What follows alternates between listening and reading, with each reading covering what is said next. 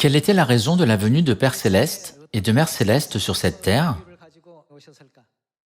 La Bible nous enseigne qu'ils sont venus sur cette terre pour chercher et sauver leurs enfants perdus. Alors, quel genre d'habitude notre Mère Céleste veut-elle que ses enfants aient? Quel genre de vie notre Mère Céleste nous conduit-elle à vivre? Découvrons-le à travers les enseignements de la Bible. Voyons Jérémie, chapitre 22, verset 20. Monte sur le Liban et crie. Élève ta voix sur le bassan. Crie du haut d'Abarim, car tous ceux qui t'aimaient sont brisés. Je t'ai parlé dans le temps de ta prospérité. Tu disais, je n'écouterai pas. C'est ainsi que tu as agi dès ta jeunesse. Tu n'as pas écouté ma voix.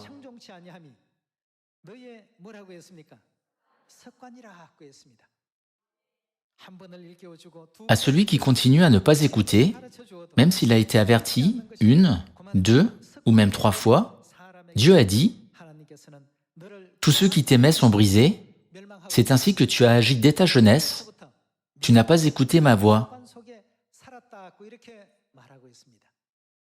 Dans le ciel, nous avions la mauvaise habitude de désobéir aux paroles de Père Céleste et de Mère Céleste. À cause de cela, nous avons été chassés sur cette terre et éprouvons maintenant des difficultés dans notre vie. Alors, si nous nous sommes vraiment repentis, que devons-nous faire? Nous devons nous débarrasser de toutes nos mauvaises habitudes qui nous entraînaient en enfer. Peu importe ce que Dieu nous dit, nous devons réaliser que la parole de Dieu est le chemin de la vie éternelle et du salut, et nous devons prendre l'habitude de croire et de suivre ses enseignements, quelle que soit la situation. Frères et sœurs, nous pouvons clairement comprendre quels résultats nos mauvaises habitudes peuvent entraîner à travers l'histoire d'un condamné à mort. Juste avant son exécution, l'exécuteur a demandé au condamné à mort « Quel est ton dernier souhait ?» Il a répondu « Je veux voir ma mère ». L'exécuteur a pensé « Puisqu'il est sur le point de mourir, il doit avoir bon cœur. » Donc, il a amené la mère du condamné à mort. Quand le condamné à mort a demandé du temps pour parler avec sa mère, on lui a accordé 5 minutes pour parler de part et d'autre d'une table dans une pièce fermée. Cependant, il est soudainement devenu violent et a tué sa mère sur place. La situation s'est produite en un clin d'œil. L'exécuteur et les fonctionnaires, qui se trouvaient à proximité, ont été fortement choqués. Ils ont amené sa mère avec une bonne intention, mais il a fini par commettre un acte si mauvais envers sa mère avant son exécution. L'exécuteur a été perplexe et l'a interrogé sur ses motivations.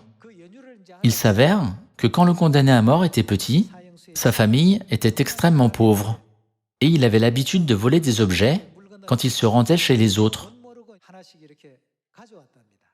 Il a même volé des objets dans les magasins. Chaque fois qu'il le faisait, sa mère ne le réprimandait pas sévèrement parce qu'elle ne voulait pas le blesser. Puisqu'il était toujours ridiculisé et raillé par ses amis, sa mère voulait l'encourager en lui disant « Bravo ». Ainsi, sa mère l'a complimenté à plusieurs reprises. L'enfant a pensé « Prendre ce qui appartient aux autres n'est pas une mauvaise chose, mais quelque chose de louable ». Dès son plus jeune âge, il volait fréquemment des objets dans la maison des autres. Après avoir grandi, même à l'âge adulte, il n'a pas pu corriger cette habitude. Au début, il volait dans la maison des autres, et plus tard, il a été arrêté et emprisonné.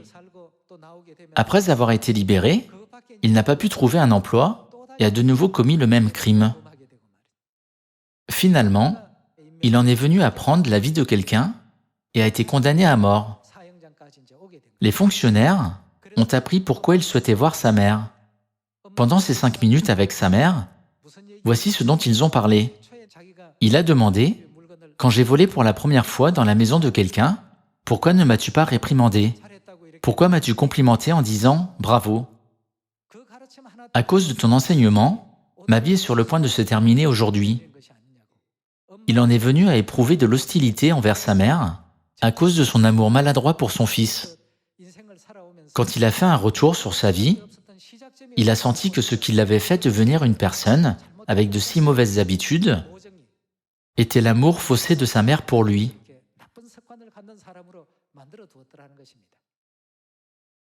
Notre Mère Céleste ne nous enseigne pas de cette façon.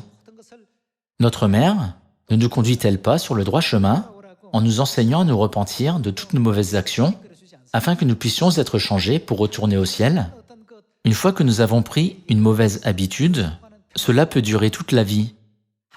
Puisque nous avons trahi tous les enseignements de Père et Mère dans le ciel en y désobéissant, qu'est-ce que Dieu nous a enseigné à faire lorsqu'il est venu sur cette terre?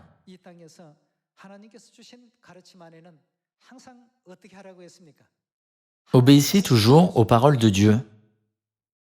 Comme il est écrit dans Jérémie, chapitre 22, verset 21, nous avions l'habitude de ne pas écouter la voix de Dieu dès notre jeunesse. Nous ne devons pas laisser la désobéissance devenir notre habitude. Dès maintenant, nous devons mettre en pratique chaque enseignement, même le plus petit, et apprendre les habitudes du Saint-Esprit qui nous conduisent au salut. Nous ne devons pas considérer, même le petit enseignement, comme insignifiant. Une habitude commence petit à petit, mais finit par devenir de plus en plus grande. Père Céleste et Mère Céleste nous ont montré l'habitude d'observer le sabbat et de célébrer les fêtes lorsqu'ils sont venus sur cette terre pour nous sauver. Dans Luc, chapitre 4, Jésus est entré dans la synagogue le jour du sabbat et a rendu le culte selon sa coutume, c'est-à-dire selon son habitude. Nous devons aussi changer nos habitudes pour mettre en pratique chaque parole qui vient de Dieu. Frères et sœurs, Matthieu chapitre 11 ne dit-il pas que nous devons forcer pour entrer dans le royaume des cieux? Nous devons faire des efforts. Nous devons transformer nos mauvaises habitudes en habitudes du Saint-Esprit qui nous conduisent au salut. Dans ce monde, nous ne pouvons pas avoir de bonnes choses qui nous font toujours sourire. Notre Mère Céleste est venue sur cette terre et nous a enseigné à nous saluer respectueusement, à dire des mots de gratitude, à toujours être joyeux et à sourire, plutôt qu'à murmurer ou à nous plaindre. Mère a dit, même s'il n'y a pas de quoi sourire, ayez toujours de la place dans votre cœur pour sourire et surmonter les difficultés et les épreuves de cette vie. Elle nous forme à avoir ces bonnes habitudes. De plus, quels sont les 13 enseignements de Mère? Ce sont les habitudes célestes que nous devons mettre en pratique. Nous devons servir les autres et les regarder comme étant au-dessus de nous-mêmes. Comme Abraham a cédé toutes les bonnes choses à son neveu Lot, nous devons aussi prendre l'habitude de céder de bonnes choses à nos frères et sœurs chaque fois que nous le pouvons. Nous ne devons pas persister dans nos mauvaises habitudes, mais prendre de bonnes habitudes qui sont agréables à Dieu. En nous souvenant de la volonté de Père et Mère, voyons Hébreux chapitre 3. Hébreux chapitre 3, verset 14. Car nous sommes devenus participants de Christ, pourvu que nous retenions fermement jusqu'à la fin l'assurance que nous avions au commencement, pendant qu'il est dit « Aujourd'hui, si vous entendez sa voix, ne faites pas quoi?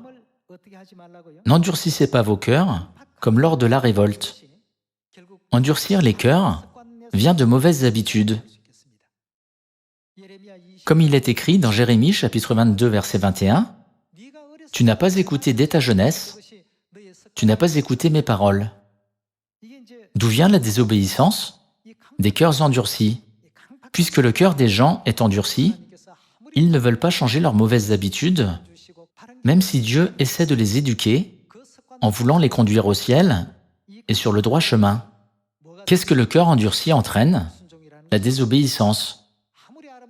Même si les enseignements de Dieu ont été écrits dans la Bible, quand les gens ne les suivent pas, en persistant dans leurs habitudes qui les conduiraient à la destruction, ils en viennent à désobéir à Dieu. Verset 14. Car nous sommes devenus participants de Christ, pourvu que nous retenions fermement, jusqu'à la fin, l'assurance que nous avions au commencement, pendant qu'il est dit « Aujourd'hui, si vous entendez sa voix, n'endurcissez pas vos cœurs, comme lors de la révolte. » Qui furent, en effet, ceux qui se révoltèrent, après avoir entendu sa voix, sinon tous ceux qui étaient sortis d'Égypte sous la conduite de Moïse, et contre qui Dieu fut-il irrité pendant 40 ans, sinon contre ceux qui péchèrent, et dont les cadavres tombèrent dans le désert, et à qui jura-t-il qu'il n'entrerait pas dans son repos, sinon à quel genre de personnes? Ceux qui avaient désobéi. Tout ce qui est sur la terre est un reflet de ce qui est dans le ciel. Si nous continuons à désobéir sur la terre, comment pouvons-nous espérer aller au ciel? Pouvons-nous y aller? C'est pourquoi Dieu nous forme à entendre correctement la voix de Dieu à travers ses enseignements et ses règles et à apprendre les habitudes du Saint-Esprit qui nous conduisent au salut sous la volonté de Dieu. Seuls ceux qui connaissent bien ces enseignements peuvent entrer au ciel. Nous devons donc faire attention à ne pas prendre de mauvaises habitudes. Ceux qui ont désobéi à Dieu 10 fois devraient réduire ce nombre à 2 fois, et ceux qui ont désobéi 2 fois devraient pleinement obéir. Pour l'accomplir, nous devons faire des efforts. Sinon, la Bible enseigne que nous ne pourrons jamais entrer au ciel. Continuons avec le verset 18. Et à qui jura-t-il qu'il n'entrerait pas dans son repos, sinon à ceux qui avaient désobéi? Aussi, voyons-nous qu'ils ne purent, quoi?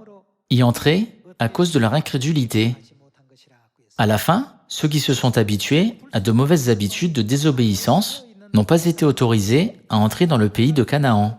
Il en est de même pour l'entrée dans le pays de Canaan spirituel, le royaume des cieux. Alors, est-il facile de pratiquer l'obéissance? Non, ce n'est jamais facile pour personne. Parfois, nos pensées sont en accord avec la volonté de Dieu, mais il y a des moments où Dieu nous guide dans une direction différente de celle que nous voulions. Dans ce cas, c'est difficile. Même si c'est difficile, que devons-nous faire? Nous devons prendre l'habitude de suivre la conduite de Dieu. Puis nous comprendrons la volonté de Dieu à la fin. Dieu m'a conduit sur ce chemin glorieux qu'il a préparé pour moi. Avant, je n'avais aucune idée que Dieu avait préparé tout cela pour moi. Dieu nous a accordé beaucoup de bonnes habitudes, l'habitude de garder la nouvelle alliance, l'habitude d'obéir à la parole de Dieu, l'habitude de prêcher l'évangile dans la Samarie et jusqu'aux extrémités de la terre, l'habitude de prier diligemment selon la volonté de Dieu, l'habitude de persister dans ce qui est bon et de rester loin du mal. À travers ces enseignements de la Bible, Dieu nous éduque pour que nous puissions changer toutes nos habitudes et devenir des citoyens célestes qui peuvent entrer au ciel. Quand nous pensons à quelque chose de manière répétitive, cela se manifeste par nos actions. On dit que l'indice du bonheur d'une personne est proportionnel au produit de ses pensées. Si notre esprit est plein de pensées malheureuses et de désobéissance à la parole de Dieu, et si nous vivons 60, 70 ou 80 ans avec ces pensées, notre indice de bonheur se rapproche de 0.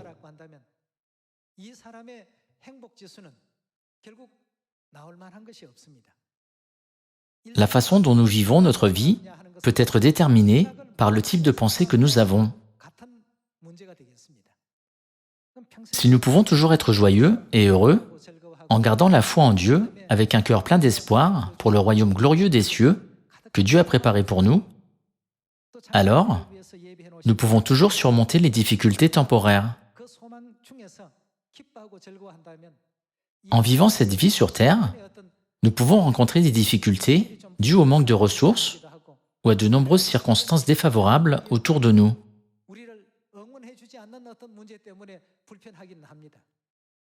Cependant, Dieu a rendu nos circonstances un peu difficiles pour nous accorder un avenir plus glorieux. Dieu n'a pas rendu notre environnement difficile pour nous faire souffrir dans la douleur. Dieu est le Créateur Tout-Puissant qui a créé les cieux et la terre. En ayant compris la puissance divine de Dieu, nous devons vivre la vie que Dieu nous a accordée avec gratitude. De plus, j'espère sincèrement que nous pourrons tous penser, parler et agir en tant que peuple du royaume des cieux et enseigner aux autres à faire de même. Réjouissons-nous des paroles de vérité de Père et Mère et ayons de bonnes habitudes qui peuvent nous conduire au salut au lieu de persister dans nos mauvaises habitudes. Ne serait-il pas agréable que les membres accablés par le monde soient grandement réconfortés par la paix qu'ils ressentent à Sion? Comme Mère le disait, les bénédictions viennent à ceux qui sourient. En espérant que Sion débordera de sourires et du son de la joie et du plaisir, j'aimerais conclure ce sermon. Merci beaucoup.